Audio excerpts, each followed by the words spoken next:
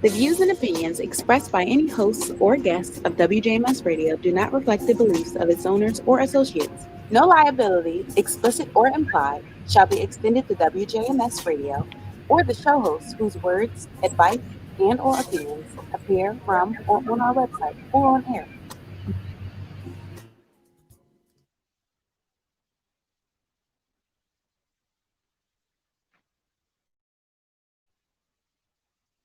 Okay, I'm not. I'm not going to be able to do it.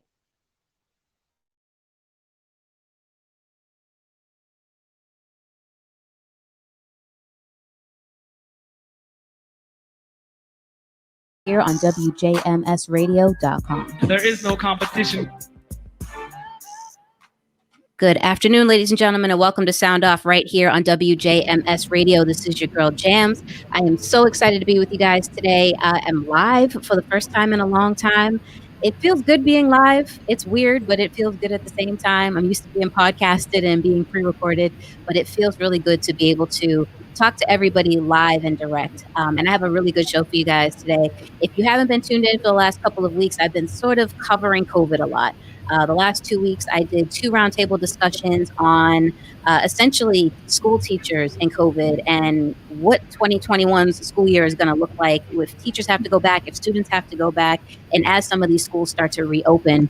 And now this week, as I was starting to think about what's going on with COVID and what's happening, and as we're having this second wave of flare-up, I decided that I wanted to talk to some of the people that I know who have had COVID and who have recovered from it, and just have had really, really, not necessarily hard ways to go, but just have really been struggling with some of the things that have been lasting side effects, and some of the issues that have come from just having COVID in the first place. So I have a very diverse group of people here with me from all different walks of my life, which is actually kind of interesting. But I'm excited to welcome all these folks to the show. I'm going to read everybody's biographies, and then I'm going to give them the opportunity in the same order that I'm doing them in to go back and just give a little more information on themselves and what they currently do. So, of course, before we jump into that, if you guys want to connect with us, we are live on TuneIn right now for the radio station. So you can always download that app, TuneIn, and then just search for WJMS Radio and add us as a favorite, TuneIn 24/7. We're also streaming live on Facebook. So through the Facebook group for WJMS Radio and also for the WJMS Radio general show page or general station page. So you can watch the simulcast on both of those channels. You can also hop into StreamYard if you're interested. You just let me know and I will give you the link and you can hop in and actually converse with us live on screen. But we have a pretty full full plate and a full show. So I prefer if you guys just drop comments in the box here and I will put them into conversation as we can. So like I said, we're going to go into everybody's bios and then give everyone a chance to expound a little bit more on where they came from. So first and foremost, we're going to go to the couple in the room, Brandon and Cece Chow. I've known Brandon for a while now, which is great. But Cece and Brandon are a married couple who love to travel around the world and find new adventures. And their Instagram and Facebooks are definitely, shows of that. On their journeys, they typically find unusual locations, exotic foods, and traveling tips that they love to share with their followers. Since their first escape room in 2018, they've been addicted. And so far, they've visited over 12 U.S. states, 16 different countries, and played around 500 escape games. They also love to involve themselves in the escape room community by giving talks at Eric, Up the Game, and Recon, and spreading the escape room culture through media as well. In recent days, due to the pandemic, they've sort of expanded their reviews to the stay-at-home games, and they have a website with more information and reviews on all of the rooms that they've completed together. I will give them an opportunity to talk about all of their adventures in their escape rooms as well, but they also have a live stream called Behind the Masterminds, where they interview the game creators from all around the world as well, and it's really, really cool stuff. I've only ever taken part in 2 escape rooms, and I lost both of them, so my self-esteem in escape rooms is very low. But anyway, the next person I want to introduce is Melissa Willard. I have known Melissa for a very long time, since high school, actually. She's a mother, a student, and a volunteer. For almost 10 years, she's worked to develop girls in multiple Girl Scout communities in southeastern Massachusetts and the Girl Scout USA National Honor Pin recipient. She has a 13-year-old daughter who thinks she's an absolute nerd. I don't think I've met a single 13-year-old who doesn't think her mom is a nerd. She's held a variety of jobs over the year, including a production designer for Anawan Street Productions, which is also run by a good friend of mine as well. But she has spent majority of her career in logistics and analysis. She's currently enrolled in mortuary school and hopes to open Massachusetts' first human composting funeral parlor within the next 10 years. And in her free time, she leads a Girl Scout troop. She reads terrible dime store novels, and she likes to drag her kid to historical cemeteries and thrift stores. I'm excited about the mortuary thing. I want to talk about that. We'll get into that in a few minutes. The other person who's going to be on the show this afternoon is Saby Khan, and he is international. Ladies and gentlemen, he is actually over in London, and he's an award-winning hip-hop promoter, and he's been in the industry for over 25 years. And then there's Marcia Davis, and she is a 61-year-old frontline worker at the Pine Street Emergency Shelter in Boston. For the past 2 years, she's worked directly with homeless men on a daily basis and in close quarters. On April 22nd, 2020, she was taken by ambulance to the hospital where she was quarantined with the coronavirus. She spent a week in the hospital recovering. After that, she was released and, of course, expected to quarantine until she got her negative test results back. Eventually, she returned back to work, and now she's working remotely from home in that same shelter. But she's still practicing her safety guidelines, wearing all the protective equipment and gear that's necessary to keep herself and the men that she deals with safe. And so they've received no positive results for any of the staff or any of the residents in the shelter to date. So she's doing a really wonderful job with the work that she's doing there. So thank you guys so much for being with us today, and welcome to the show. That was a mouthful, but I'm going to give Brandon and Cece the opportunity and their puppy to expand on just their background, where they came from, and sort of, I guess, how we met in the first place, if you will. Yeah, so Jamie and we met because I also have my own hip-hop dance school, Hip-Hop Dance Junkies in New York City. And this amazing woman had stepped into my class with her coworker, I believe at the time, and took my class. And I just loved her energy. I thought she definitely stood out in the class. We talked afterwards, and we actually did a couple of events together. And from there, I think we always kept in contact. We were always just, shooting the breeze and seeing what we could do together and how we can collaborate. Fast forward till now, like Jamie had mentioned, my wife and I, Cece, we travel around the world and we play escape rooms. And it is an addiction that we just, I don't know, it's like an itch that we have to play and learn more and more. But the incredible thing about what we do is the stories of all the people behind the scenes and the creativity that comes along with it, and just hearing how they take something from concept to completion, and it's just amazing. So we decided to film that and tell their story on our YouTube channel, where we actually give you exclusive behind the scenes access to see some of the rooms, learn more about their story and how they got started.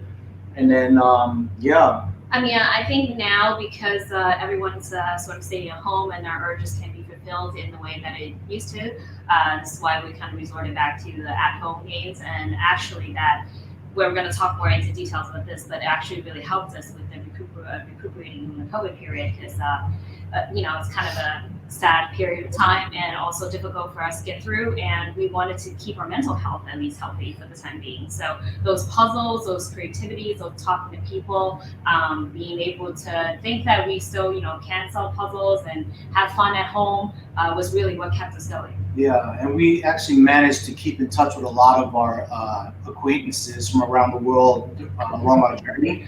And we talk more now, obviously, because we're on Zoom and we're playing games together. And I think even though we're not face to face, the friendship, the just playing together, the community has gotten a lot closer and tighter. And I think the support for the escape room industry has definitely gotten stronger. Definitely. Well, we're already getting comments about you guys' work. Doublemint Radio is actually reaching out to ask if you've been to Edinburgh, Scotland yet, because they have a 2021 challenge for you guys. We so have an invitation.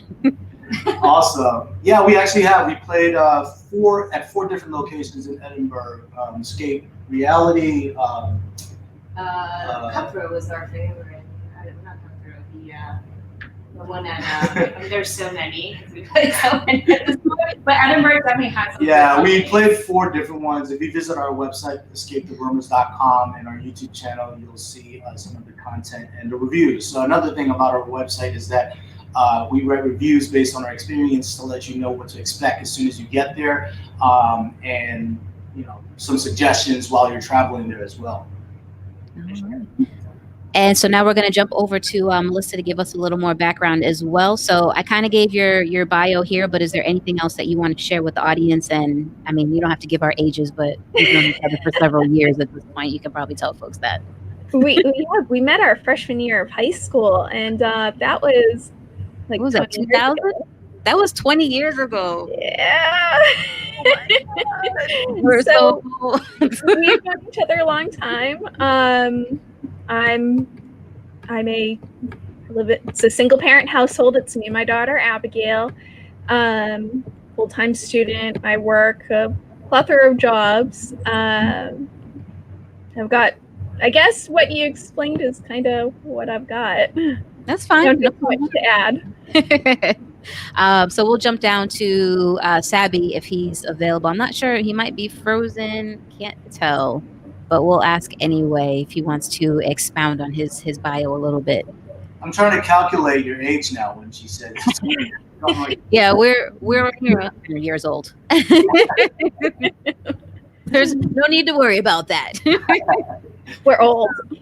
Yeah, we're old enough. We're old enough. We are old enough to know what Blockbuster Movies is. How about that? There you go. But anyway, so we're gonna move on because we're having a little bit of technical difficulties with the rest of the guests. But if they hop in, then we'll be able to bring them back on and kind of give them the opportunity to jump in. But I wanted to talk about this specifically because number one, I think Brandon and Cece, you guys were the first people that I saw who really gave like an explanation as to what happened when you got COVID. Like you guys gave like a long write-up on like the ins and the outs of what happened. And I was shocked, to be honest with you. And I was trying to save all the information. I'm like, just in case I get this, like, let me write down some of the stuff that they used. But I read what you guys went through. And then I saw my other friend, Saby, who went through something similar. And then, of course, my mother was suffering from it. And then I, saw that Melissa was going through it too. And I'm like, this is something that folks need to talk about because I don't think anybody grasps the full range of just how bad it could be and how it can be. So I wanted to find out from you guys, first and foremost, what was your like exposing factor? Do you know what it was or can you maybe pinpoint where you may have gotten it from? Yeah. So just as an FYI. So, whenever you can read the review that she wrote in depth of what Jamie's referring to. But yes, she did get it from me, and I believe I'm probably 99.9% sure I got it from one of my students in my class. Because if you ask Jamie, I have about like 70 people in that group class. Yeah. And this was the Wednesday right before everything started to like get crazy. And I think so it was a Wednesday, the Wednesday I teach class. And then Saturday night is when I started to feel it. So that's Wednesday, Thursday, Friday. So that's about 4 days. Yeah. For it to kick in. And then I didn't feel anything until like at least 7 days after. Right. So while I was taking care of him, I think that's how I contracted it. Mm-hmm. But it was also great that we had a little bit of a dividing period of time because he was getting better. Oh, is he? He was getting better, and then we were. We just felt like that this way we were able to take care of each other. Yeah, it's kind of great that it was staggered because she took care of me, and then when she started to feel it and get worse, I started to take care of her because I felt better. Yeah. But it was just all the other stuff. So we had different symptoms as well too. Yeah. I mean, like, did you want to ask about that later, or? Yeah, we're gonna get into the symptoms. What I really want to do is go through and find out what the exposing factor might have been for each of you to see if there was anything in common. Brandon, that makes 100% sense that it would be your class that you got it from because it's close quarters and when you're dancing and you're all in one studio, so that makes sense. And this was before like anyone started taking math seriously. So as you know, after class, students were coming up to me and asking questions and talking and shaking hands. And I can't really say, oh, no. Yeah. Now I can. Like, get away. Back up. Virtual classes. Right. And so, Melissa, what do you think your exposing factor was? Can you pinpoint it, or are you not sure? So we're almost pretty certain we know where it came from. My partner that I've been seeing, he had a coworker who came to work feeling sick. Mm-hmm. Then my partner came for Easter, and he started feeling sick that Monday after Easter. I started feeling sick Tuesday. My daughter started feeling sick Wednesday. So we think it may have been that coworker that infected him that then infected us. It's our best guess 'cause no one else that we know had her that we had encountered. Yeah, I figured as much. Because I mean, for me, I've been out and about. I've done things. I know I'm susceptible, but like I've worn my mask and I've washed my hands and I've sanitized and I've done all the things that they tell you that you need to do. But I still am just like, if I were to catch this, I don't know where it would have come from. You know, like I'm not sure where I would have gotten it from. And so that's the part that I'm like, I wonder if I would be able to actually pinpoint it. So, Marcia, if you can you tell us what was your exposing factor? Was it one of the guys in the house that you work in, or where do you think you contracted the disease from or the virus from? I don't know if she can hear me or not. It sounds like it's lagging. Yeah, it sounds like she's got a lag. Oh, she hears it. You know, I kind of feel it's hard to actually say, can you hear me? I can hear you. Yeah, there's a lag, but we hear you. Oh boy. It's okay. Go ahead. Wait a minute. Can you hear me okay now? Yeah, we can hear you. Yep. Oh boy. I can hear you. Yeah, there's a lag, but we hear you. Oh, super. Okay. All right. So. All right. So. Yeah. Can you hear me okay now? Yeah, we can hear you. Okay. All right. So, I'm thinking that. Oh boy. I can hear you. Yeah, there's a lag, but we hear you. Okay.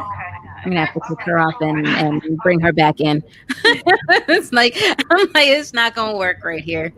All right, so I'm gonna have to just speak with the three of you guys for now until we can hopefully get her tech issues up and running.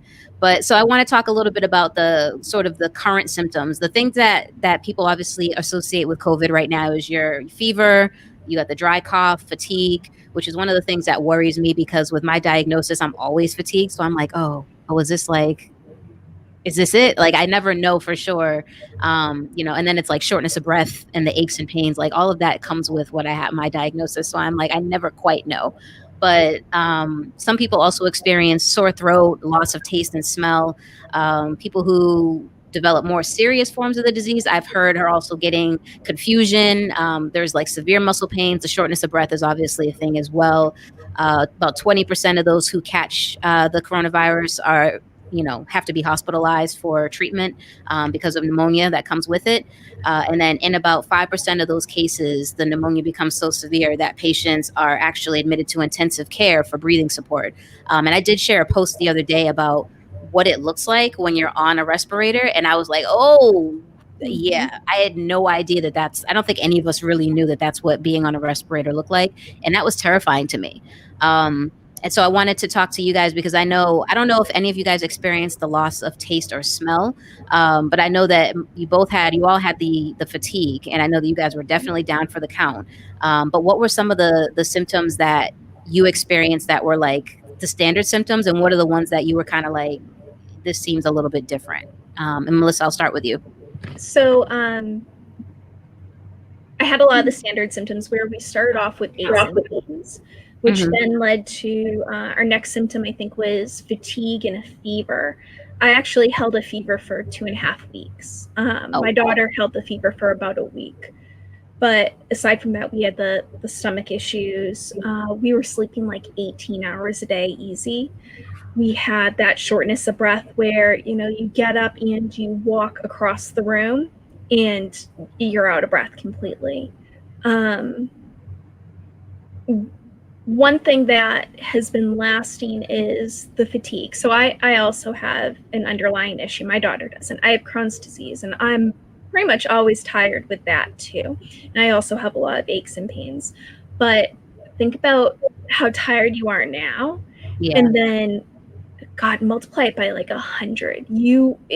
Like just sitting up was exhausting. Like trying to eat something was exhausting. And then when you don't have sense of taste or smell, you don't want to eat anyways, because there goes all of the joy in food.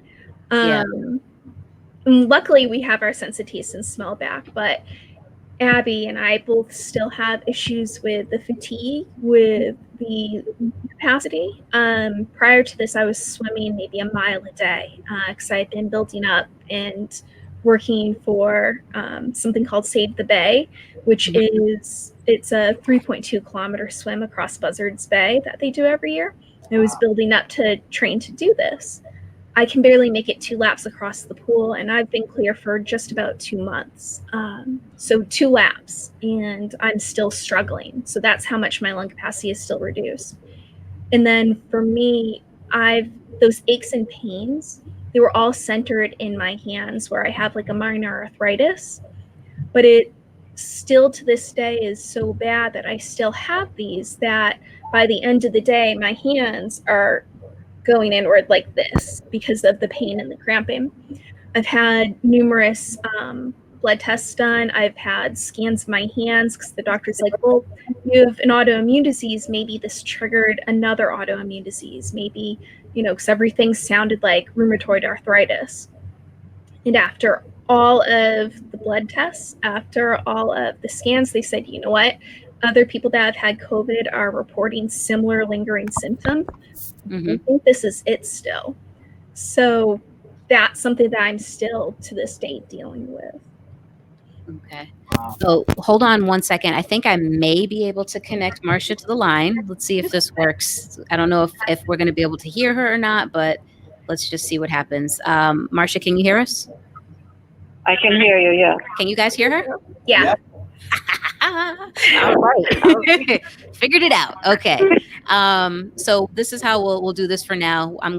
We're just gonna leave you on the phone, and then you can hear us, and we can kind of do it that way. So that will work, and you can still be a part of the conversation. I can hear you. Okay.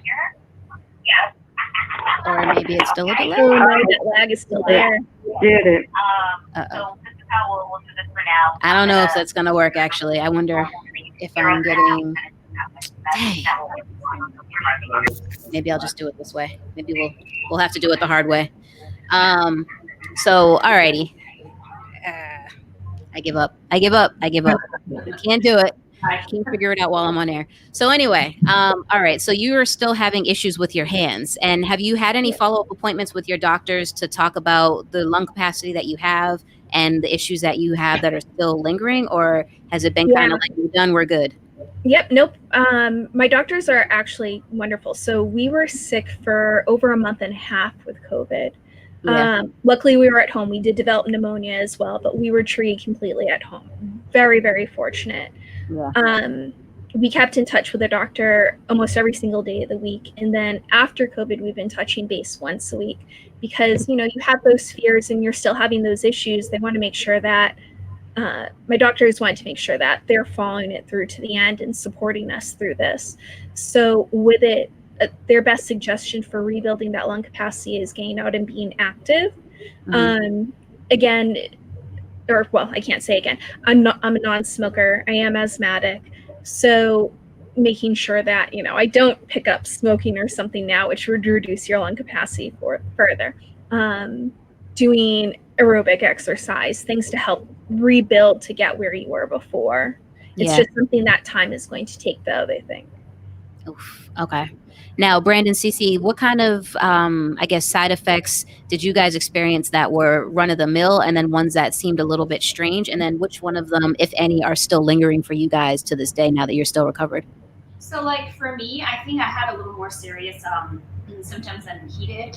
I started with the fevers not being able to go down at one point with even taking Tylenol. So and at that point, that was when that came out to say like, don't take, was an aspirin or something. Don't take Advil. Advil, yeah. So then we bought like this huge box of Advil, which then really didn't really. I was like on a conquest to CVS, Walgreens. I was like everywhere looking for Tylenol, and it was like a game. Like get anything, the children ones, the ones, anything Tylenol, the whole shit. But regardless, like that didn't work for me. So I had the fever for almost, I think, a week and a half of just constantly having it coming back. And then at nighttime, I was seeing visions. Actually, I was seeing myself like on the bed, and then from like the other side of the ankle. so I was like, why is my like body flowing? This is kind of really creepy at that point for me. But we also did everything at home. We didn't go to any, because at the time when we called the hospital or the doctors, they basically said like, if you don't have the issues of not being able to like breathe, basically don't come in. Like we can't do anything for you. So we didn't want to go in and have to put ourselves on the machines, because that's just the last thing we want to do at that point. So I told Brenda, I said, if you can like, if you feel like you're good, like you can still stand or like still be conscious, and we want to stay home. So yeah, we pretty much self-medicated the whole time. We did have different symptoms though. My worst, the things that were similar is we both had a fever, we both felt fatigue, but my worst symptom was I had vertigo like twice, and that messed me up, because when you have vertigo, you can't walk, you can't do anything. And then mine was I had a nose bleeding, which is really rare, but nose bleeding for nonstop, which is really scary. Like I know, and then I was like, what am I supposed to do? Like, there's no other ways for me to self, cure at home besides putting my eyes or like sitting up or whatever I could find online. And we both lost our sense of taste. Yeah. However, hers is still lingering in terms of. Like, mine haven't came back. Like if I cook like the most smelly like garlic or whatnot, like or onions, stuff, yeah. I can't smell anything. It's that bad. Like, and I had really good scent before this happened, so I'm really upset about that. Yeah. And also, I think my muscles have been more affected than his. Yes. Now I can't bend. I used to do yoga, and every single positioning was quite easy for me. Now I can't even, because I used to laugh at him because he can't tie his shoes, and now I can't even bend like down to my knee height. Like I can't stay there for too long, and now I can't bend. I used to do yoga. Yeah, and then one thing that I think Melissa said was interesting is that, we actually just moved from Jersey to New York, and we didn't hire any movers, so I was doing all the heavy lifting. But I also I can't close my. So I don't know if this is related to just doing a lot of screwdriver stuff and like lifting and. So, I mean, it's getting a little better, so I don't know if it's COVID related. But one thing I do know that is COVID related is that I'm tired.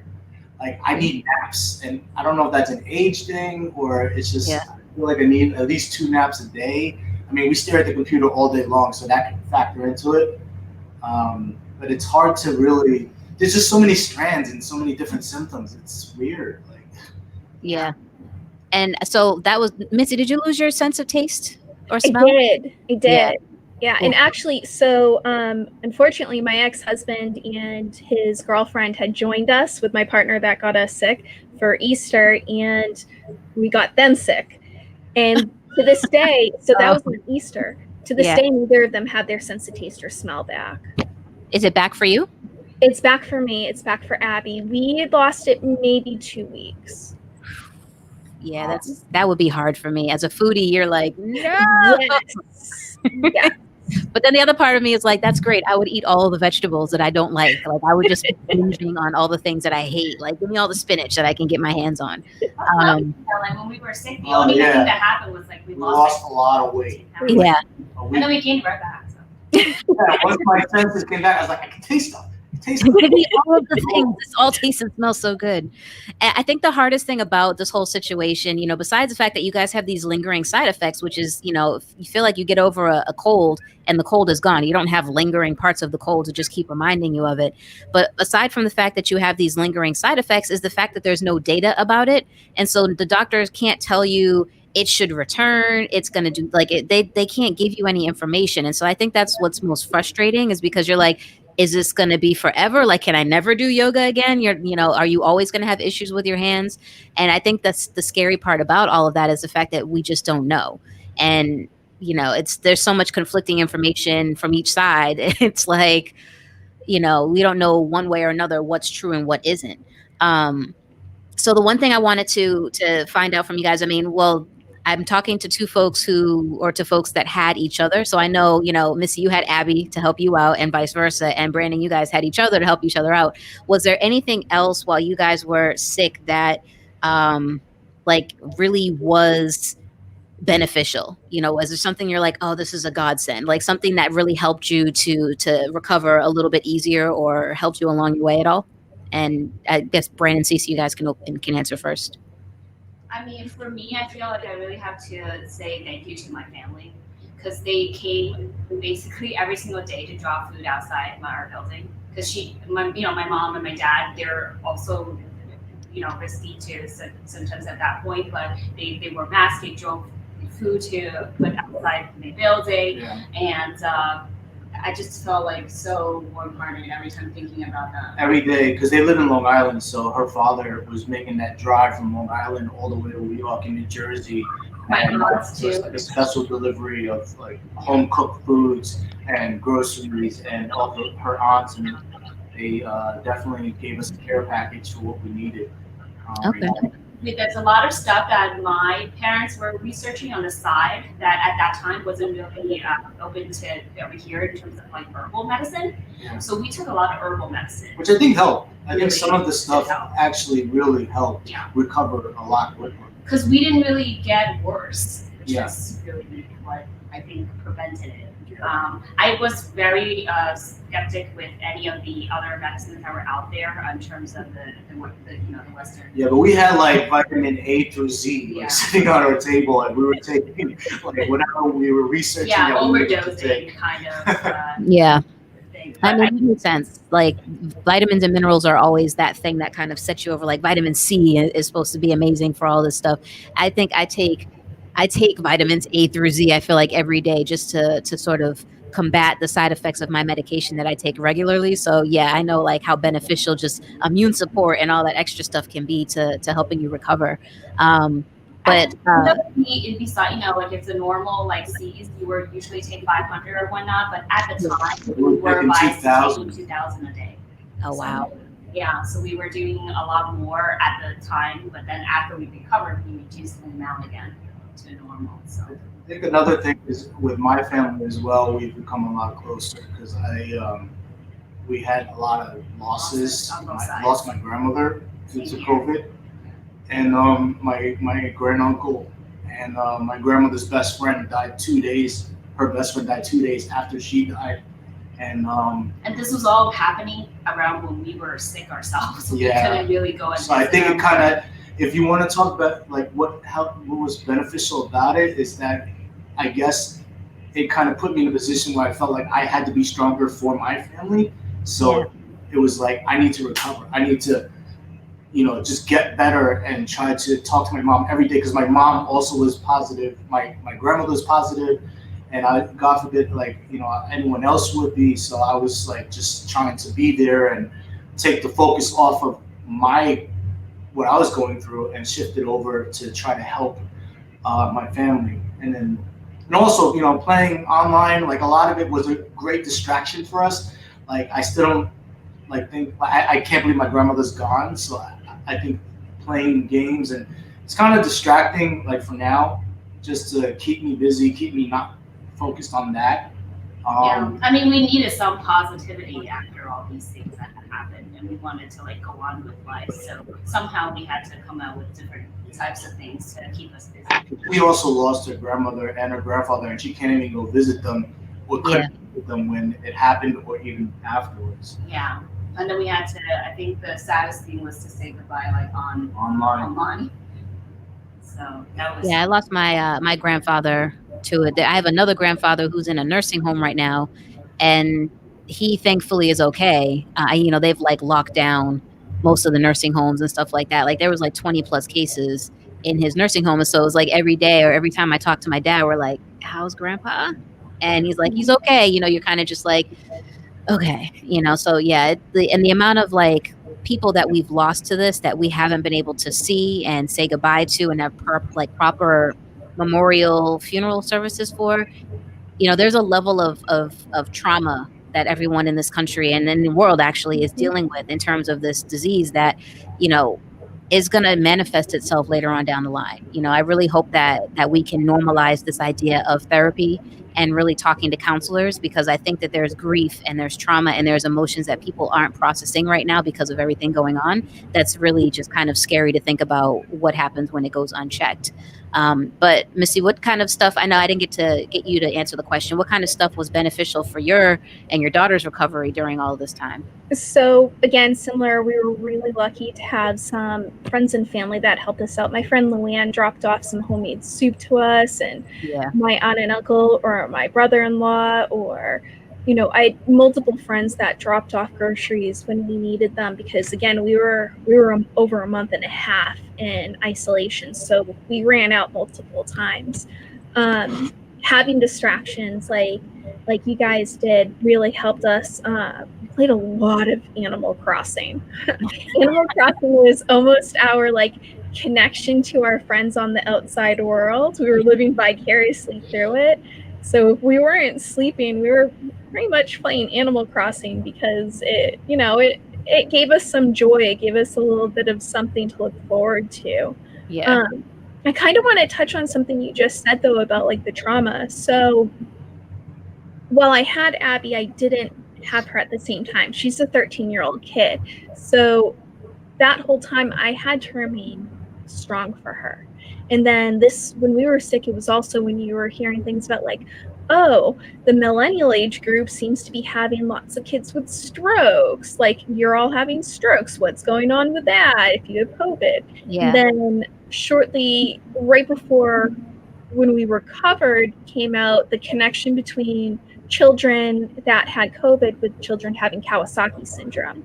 So then after we had COVID, I had to monitor Abby for having Kawasaki syndrome, which includes teaching her how to self-monitor for symptoms of a heart attack at 13 years old, because that was something that she was going to have to be aware of and go through. So there was a lot of real trauma there. And I know that I personally repressed a lot of it because I had to remain strong for her. And like you said, normalizing the idea of therapy, it's only really kind of hit me now. And I guess you could say this is a lingering symptom, but it's not really a symptom, it's a side effect, where I'm now just starting to realize how traumatic of an experience it was as a person, as a single mother, as someone who had to hold all of that fear and that grief in order to be the strong parent for my child, so that, I could give her that hope and give her that comfort.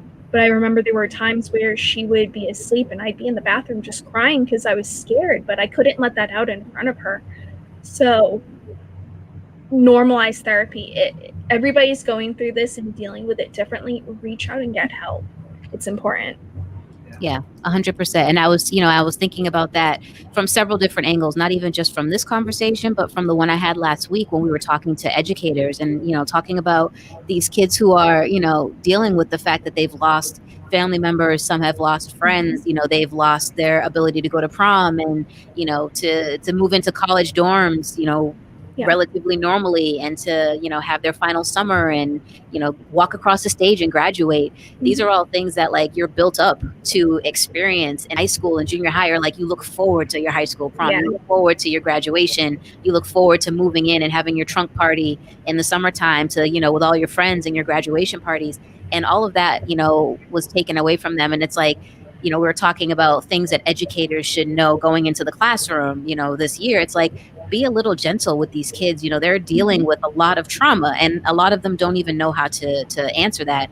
And so in thinking about what they're dealing with as kids, I was thinking about what us as adults are dealing with, because, us, our age, we've never lived through a pandemic. None of us have been living through a pandemic. This is the first time we've dealt with something like this. And so a lot of us are just like a little bit of like fish out of water here. Like, what are we supposed to be? How are we supposed to be feeling about this? What are we supposed to be doing?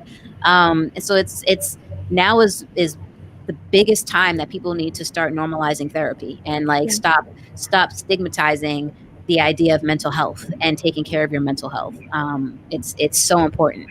But I want to jump over to, and I part of me, you know what, I can give my mom's story, because we're trying to get her in, and her difficulties are not working. So she got diagnosed with the virus in April of 2020, and we had to have her go into the hospital, because I was here in Savannah and my sister is up in Boston, and neither one of us could go there to her because she had the virus. But we were just getting so much conflicting information from her doctors and from the people that she was dealing with as to like whether or not she should be in the hospital, that we were like, please just go. And so we finally we had the ambulance come, we took her to the hospital, and she was there for a week. And it was like she had pneumonia on top of her pre-existing condition because she has MS. So we were a little terrified, and we were like, my sister and I are like rushing around in our separate states trying to find what she needs. Like I sent her a box full of like just vitamins and minerals and like black elderberry syrup and like all of those things that she should be taking and needing. We're trying to find respirators and like pulse oximeters. We can't find any of that stuff because it was the time where everybody was freaking out and everybody was buying up everything. And so finally we were just like, please just go to the hospital. Like, can you just go? Because she was by herself, and we're like, we can't, like, there's nothing we can do to help you. And we can't, like, we're just not getting good enough information. Where's she located?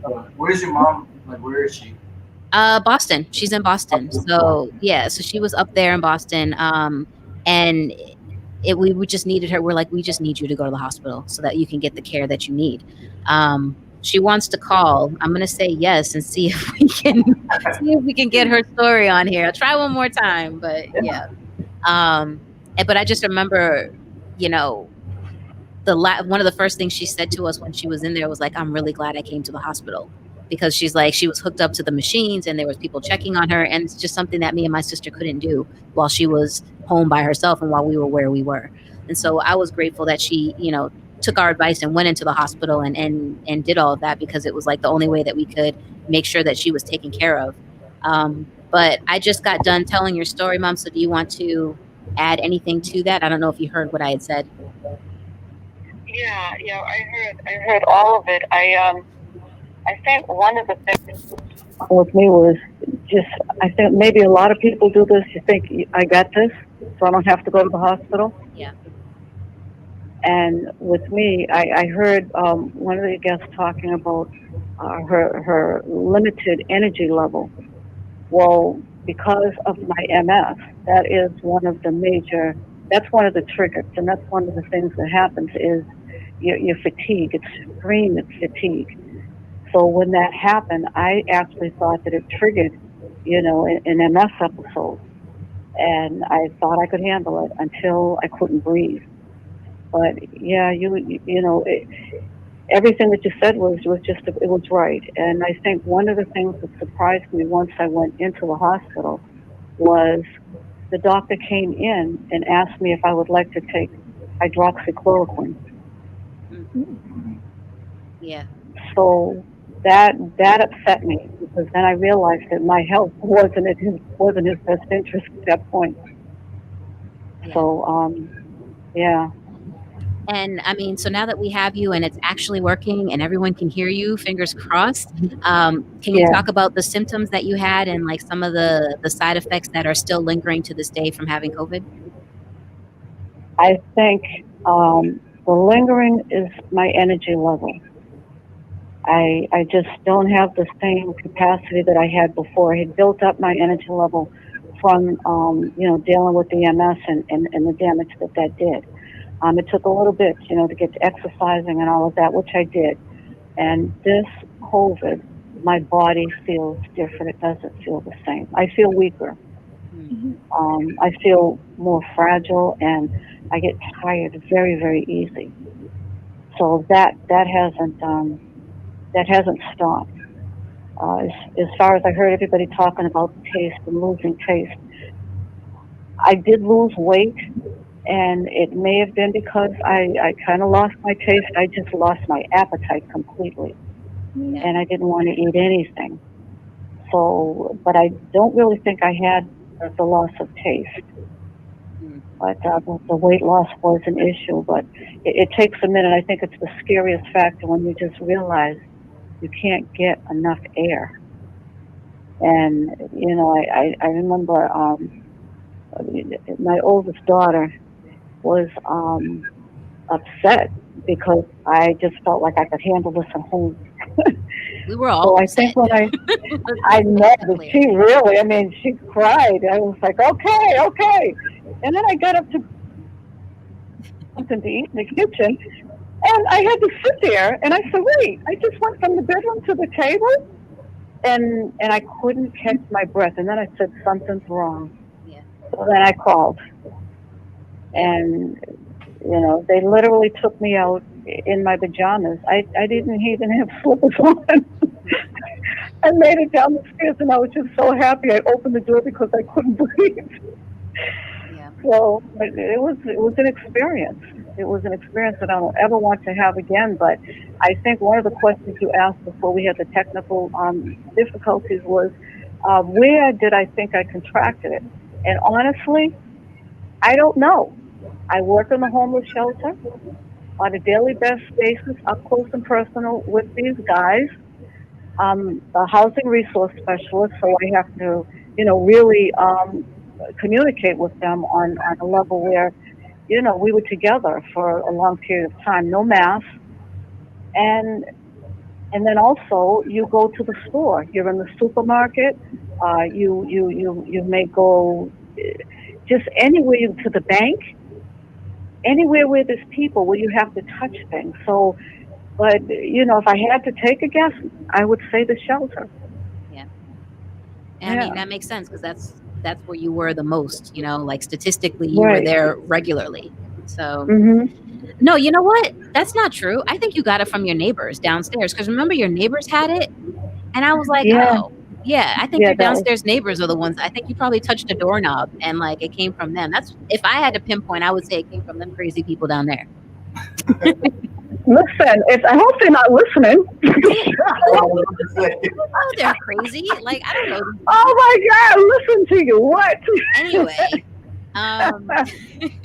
so the one thing that I posted yesterday online is an article that came out that talked about how patients who are recovering from COVID are now only immune to the disease for 3 months. So originally there was this idea that, you know, if you get the coronavirus, you're supposed to build antibodies and you're supposed to be immune to it and you're supposed to be okay. Now they're talking about the window is only 3 months or less. And so I wanted to talk to each of you guys and see how you feel about that, knowing that like you thought you were okay before, and now it's a potential that you could actually contract the coronavirus again. And who knows what round 2 of this virus would look like if it entered into your system. So I know Melissa has something to say, because we talked about this yesterday on Facebook. So I'm going to let you start, and then I'll jump to Brandon and CC and see what they have to say.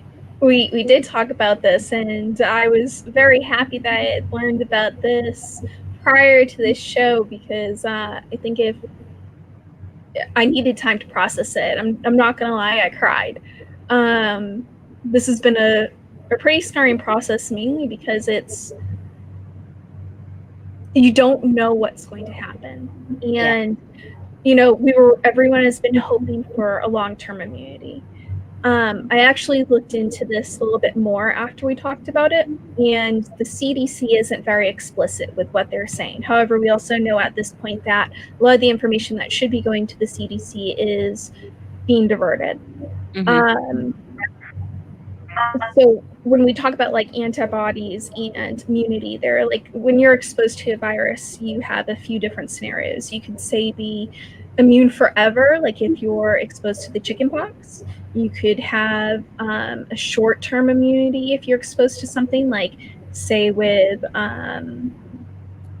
like a tetanus, like how you get tetanus boosters. Yeah. Or you could be exposed to something and have no immunity whatsoever, kind of like with HIV. the hope was that it was going to be something like chickenpox, but it seems like it's going to be something more like tetanus, which I know isn't a virus, but it's the same idea. Yeah.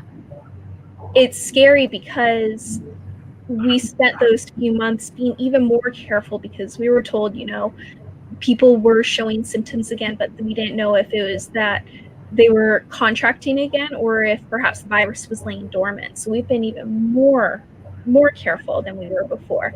But to now know that there was a potential that was the only time we were okay, it's so disheartening. And it's even more disheartening for me because we're in that school situation. We're facing that question of, do I send her back?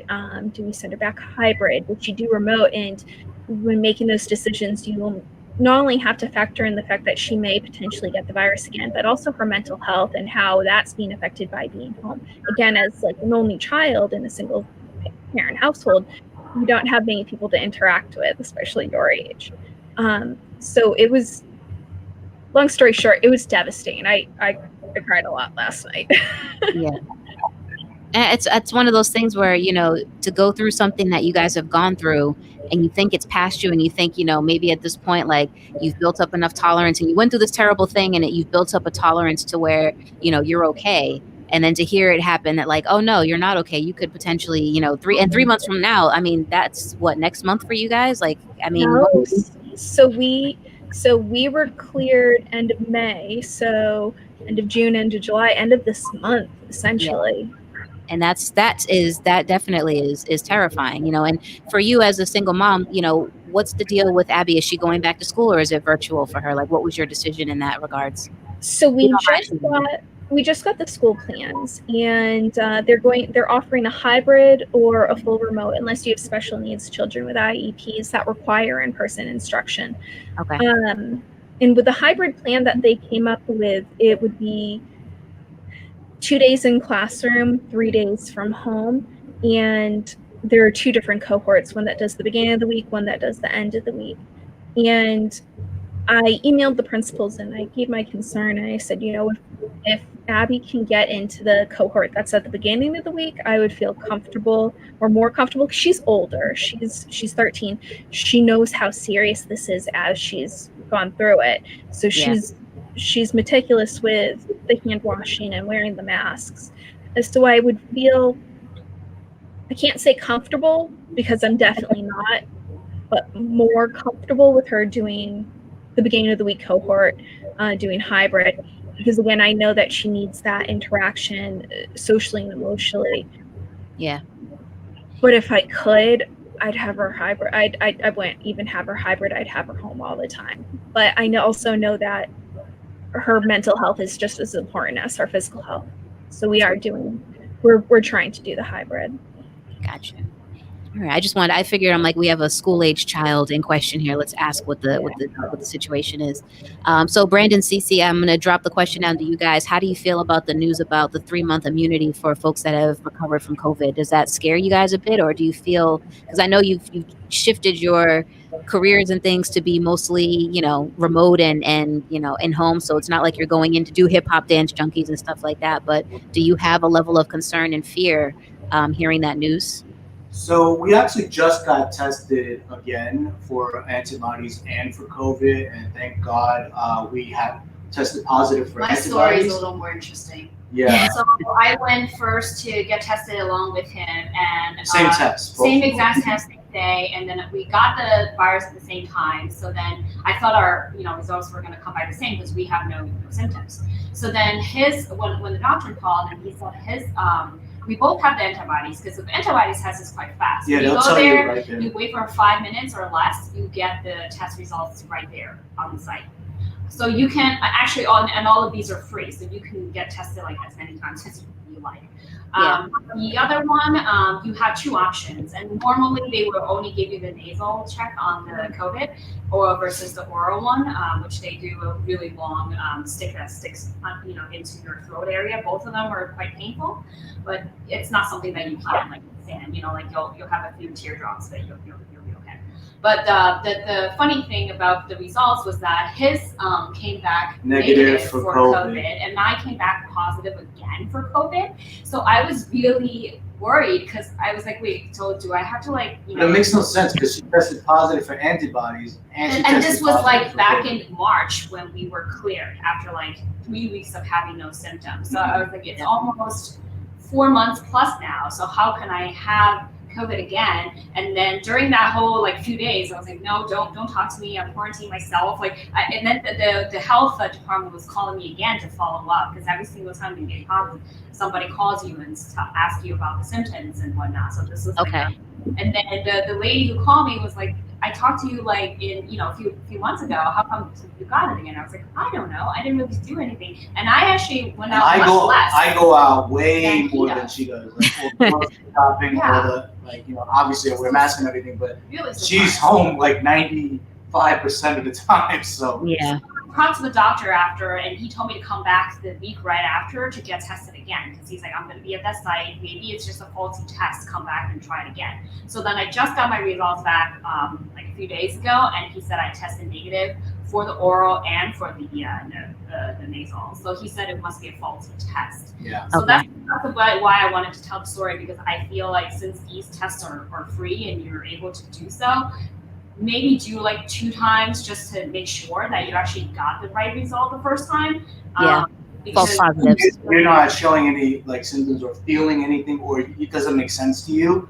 It doesn't hurt to go get a second test or a second opinion. But another thing that was very intriguing to the doctors too was that we still have our antibodies even after like 4 months plus now, Right. close to our 5 months. So whatever they're saying, I mean we don't know like exactly how many percentage this is of the people not having the antibodies anymore after 3 months, or maybe the bodies are different for people. But we're kind of a little bit positive about it being in our body for longer than what else I feel like if they haven't developed a cure yet, or there isn't like any progression in terms of like maybe a shot that you could take, a preventative shot or something from getting it again, I still would be cautious. I mean, would be we wearing treat a it mask. as like we would get it again. Yeah, We're just, I mean, like, not- and I think there's don't so have many it. different strands. Like it could be you'd be susceptible to like getting from somewhere else, or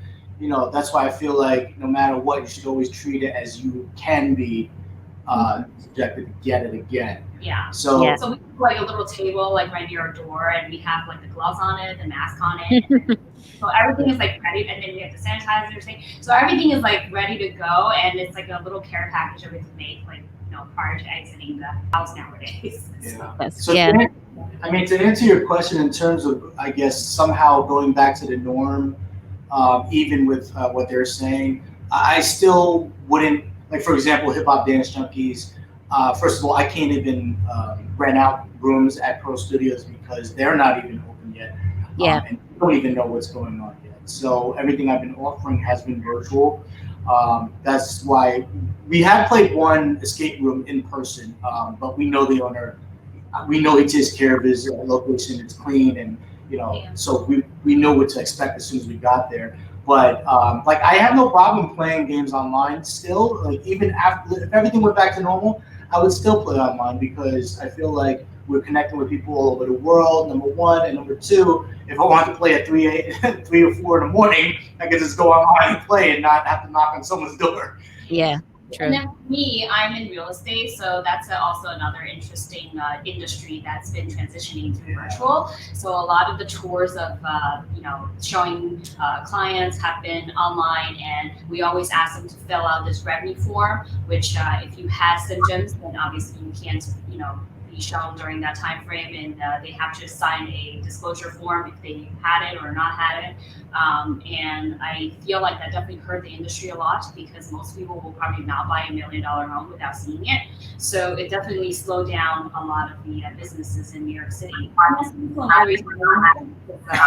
Yeah. Look here. Makes sense. So, Marcia, last person to chime in on this. Do you have any concerns hearing this news about only having a 3-month sort of immunity to the coronavirus? Does that worry you at all, dealing with the homeless men and everything that you have going on? No. And the reason why I say no is because I don't think they have all the information. They don't have all the questions. There's too many questions. One minute they say that you're immune and they're taking your blood to, and then the next minute you can contract it again within the next 3 months. I feel like you can get it again. And I don't think there's an immunity from this. And for me, working in the homeless shelter, that's major when you talk about, frontline workers. Yeah. But one of the things that they've done is they've made sure they limit as many employees as possible. So a lot of people are working remotely, but you still have to go in a couple of days a week. I'm not really on edge about it. I just feel there's nothing to be on edge about. Just do what you have to do. Wash your hands.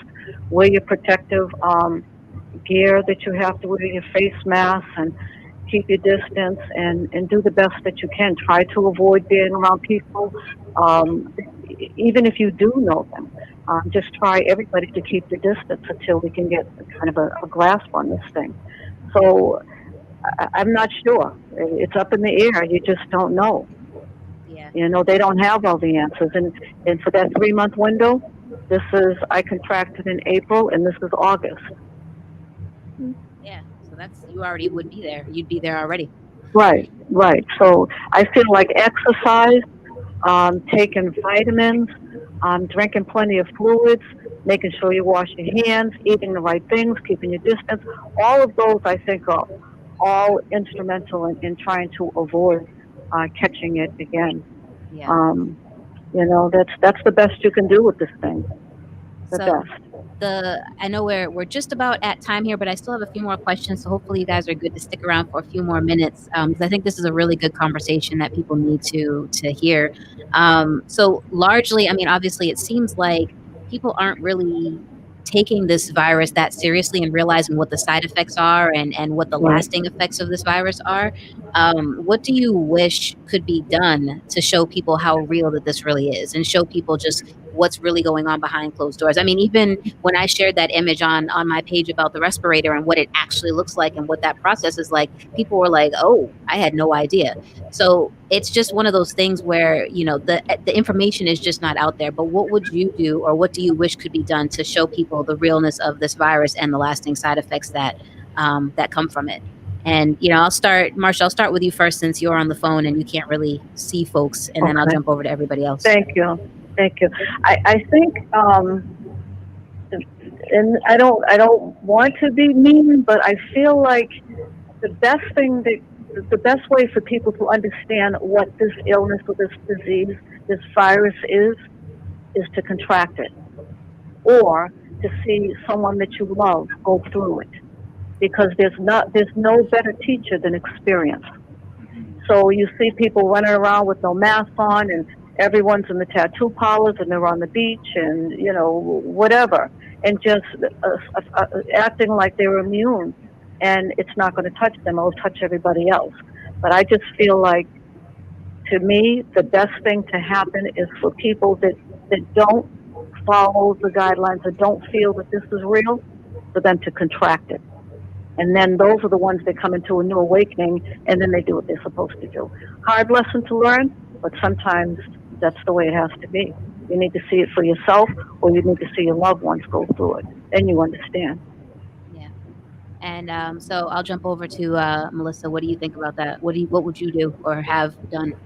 So part of, I'm going to kind of echo something that Marcia just said, where a lot of people that aren't taking it seriously, until they actually know someone who's had it, nothing's going to change for them. I've been pretty vocal about me and Abby's experiences the whole time because of that. Because I mean, I've had people say, I don't know anybody other than you that's had it. And there's this absolutely ludicrous conversation going on about whether children can contract it or not, or whether children can spread it. And Abby's actually had people call her a liar and say she can't get it because kids can't get it, that she didn't have it. And us just communicating what we've gone through can help break some of that misinformation. and help some people realize that it's a lot more serious than it is. And then also, I think, honestly, we're struggling with a leadership crisis across our country. You have some states that you have excellent leaders in place with clear information, with clear instructions, telling people, you know what, if the masks don't work, if you really don't think they work, the worst thing that you could be doing is showing respect for the people around you by wearing one, because if it could work, you're doing it, you're helping. Yeah. Right.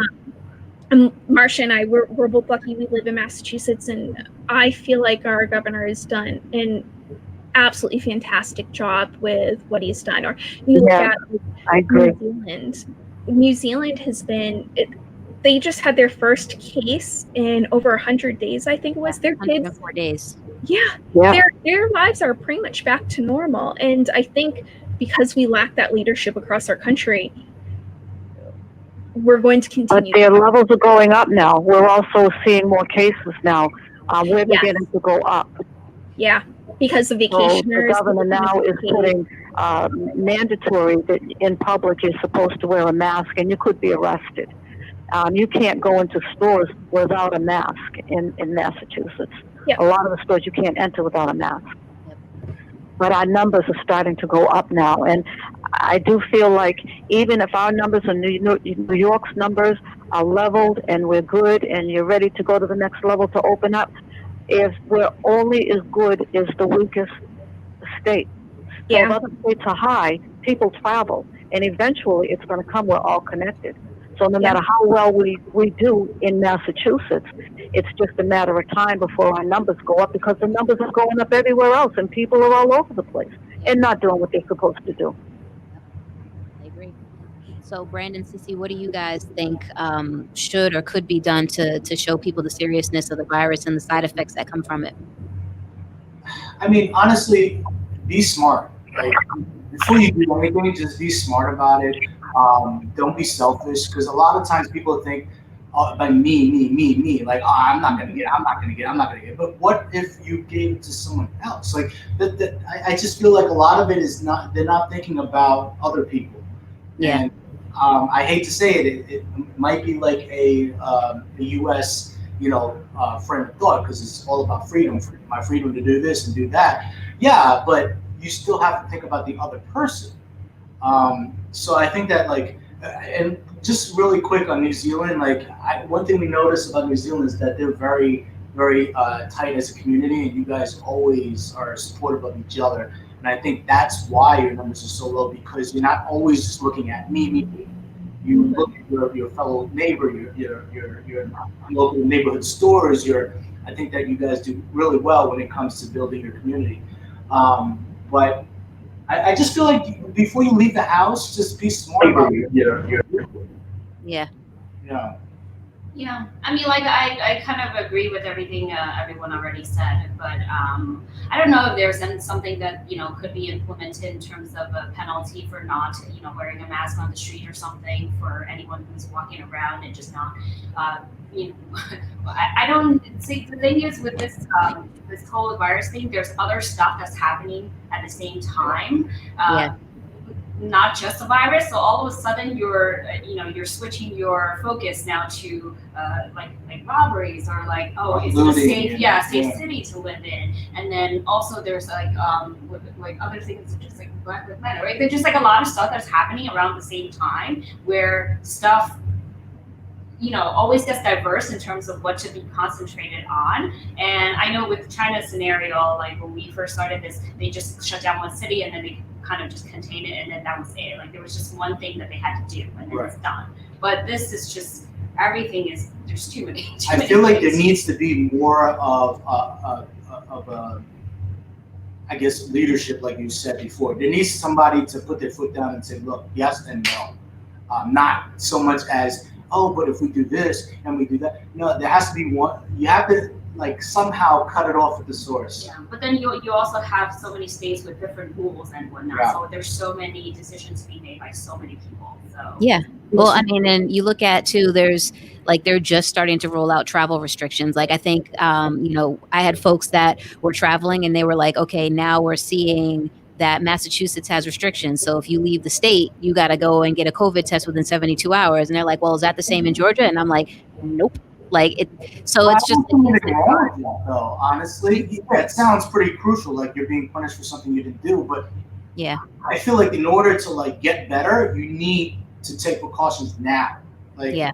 Even if it restricts you from doing what you normally do. But it would be great if it was coming down from one decision and everybody does it versus saying like, yes. You do it, but then you don't have to. And that state does this, but this state doesn't need to. It's so confusing. It's like, for exactly. us, like, who do we follow? And it's like, also, if I move to another state, then I have to follow that state's rule. Yeah. And then it's also hard because we're in very sensitive times right now with enforcement because, you know, I feel like they're trying to enforce the law, but at the same time, they are being precautious about doing it because they don't want to receive flack for whatever decisions they make.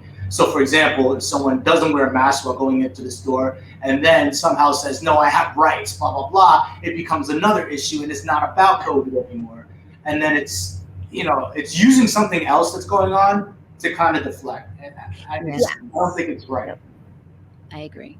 So, well, I appreciate you guys being with me today. We have to wrap up the conversation, but I do want to say if there's anything else that you guys want to add, if there's anything that we've missed talking about or things that you really want to share with the audience, I'm going to open up the mics for all of you guys to share that information now. And then I'll give you a chance to give out your contact information, where folks can find you and follow you if need be, and continue the conversation if necessary. But for now, I open up the floor to you guys for comments on just last thoughts on the topic itself. I'd like to say one thing about the medications. Yeah. Because of where I came from with the multiple sclerosis, using vitamins and just exercise and eating a certain way, eating the right way, I don't trust the medication at all. You know, when I hear about, you know, the medications that are now being tested in Russia and medications that may be coming from China, I'm not too comfortable with all of that. The fast way that they brought vaccinations, they rushed it. Did they give it time to find out what the long-term side effects would be? They didn't. So I would be very, very hesitant about the medications right now. I remember hearing someone say once that it's like the flu. It's 10 times worse than the flu, but you still, in a lot of ways, you want to treat it like that, unless you get to a stage that you can't breathe or whatever. But if you can sweat it out and just drink, eat soups and drink tea and water and all of those types of things, take vitamins, then I really feel that's the one thing with me that I would be very, very wary about taking any medication that dealt with cures for COVID. Yeah, that's actually a good point. I wonder what the rest of you guys think about that. Like if they were to come out with a vaccine or like a booster, like you mentioned, Melissa, with it being like tetanus or whatever, if they came out with something for folks like you who have, you know, battled COVID already and just something to boost your antibodies, would you guys be open to taking something like that or think about it? I know for me personally, no. I'm just like, you know, like mother, like daughter, I guess. I'm always wary of vaccines in general, but you know, especially with the quick pace at which they're putting things out and then retracting the information, I wouldn't be taking any kind of vaccine myself. But I'm curious what you guys think about it. Yeah, I think it's like the new iPhone, right? It's like, yeah, you'll be the first one to get it and spend that much money on it and not know what might be the glitches. Based on statistics or just, you know, seeing results. I mean, we waited for a long time to even get tested with the antibody because we're not sure about the test. And then look at the test that they did. What the first test, it was already like, you know, in that sense. So we don't really know with the vaccine. That's going to be like years down the line that I wouldn't do it, mainly because I feel like, first of all, I don't really know if it is even going to work or second of all, I don't know if there's any like side effects. That's the thing. Like if you want to base off of what she's saying, like, if you were to get tested, right, and like I was saying before, I would rather see results before deciding to get tested, or I'm not tested for the medication. I want to see the results. I want to hear about it. But the problem is they don't want to voice them, even if the results were, you know, doing phenomenal. I feel like they wouldn't really let everyone know. All right, this is what's happening. This is because the media hides a lot of stuff that, you know, we're supposed to we're supposed to know and supposed to learn about, and we don't. I agree. So I would hold off and just maybe somehow if I was able to see results and something like your show, Jamie, what you're doing right now, I think is great. I think you're telling a story of real, actual people who have gone through it. So it's not like, oh, I've heard of so-and-so's brother's sister's boyfriend, they had it. But I don't really know much about it. But hearing it firsthand from people who actually have it, I feel like kind of already opens the eyes that this is real. It's not rumor. It's not, something that's happening in another country. It's here. It's a person who could be walking past you in the street and you're not wearing a mask, you get it from them, or vice versa. So I think what you're doing is great. I think the awareness is very important. Yeah. I mean, just because before you were saying about the commenting thing, I mean, the thing that I wanted just to add as a final thought is that, no matter how difficult it is with financial situations and also the hardship that we went through with this, there's always a thought in the back of the head that we're loved by our family, our friends, and there's always someone out there that's thinking about you. So don't think about the negative thoughts so much. Try to sway your concentrations to something that you can do, even if it's just like a little creative idea, or you never know what talent you have. Maybe you're able to cross stitching or something, stuff like that you could put out to the world, and then just take your mind off of things that are negative, which is what got us to gone through this entire. Yeah, we've heard a lot of stories of people who, because of this, they've been forced to be put in an uncomfortable situation and then thrive. Yeah. Especially these escape room companies, for example, a lot of them shut down because they just, the rent, the cost of hiring game masters and, the utilities. But some of them have actually taken all this stuff and put it online. And from there, they've advanced.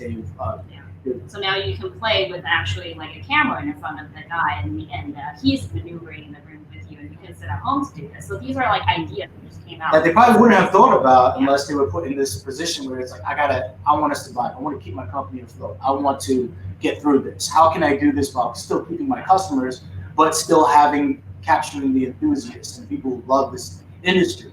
And I think they did an amazing job. So shout out to all of the escape room companies. Yeah, but also just don't give up. Don't give up and just keep going, and you'll finally see the light. That's our positive thing. Sorry, we're going on and on. That's fine. Because Melissa, you are up. I'm going to give everybody a chance to shout out contact information after, but closing thoughts from Melissa and then contact information for everybody. And if you would take a vaccine. Forgot to ask that. So I'm not in the majority here. I would take the vaccine. I know a lot of people feel like it's being rushed right now, but if you think about it, we have all these different scientists and research groups that work on so many different projects, and right now our whole world is coming together to focus on this one topic. So instead of a bunch of different people working on different projects that would take longer times, they're pooling their resources and they are pushing to get through faster because it's become everyone's priority. So I understand that, they're already moving into human trials with some of the vaccines, and that's where we're going to see what happens and the potential side effects, and all of the experiments that are being done, all these tests, these are things that have to be published and peer reviewed, and you can access these documents through different resources.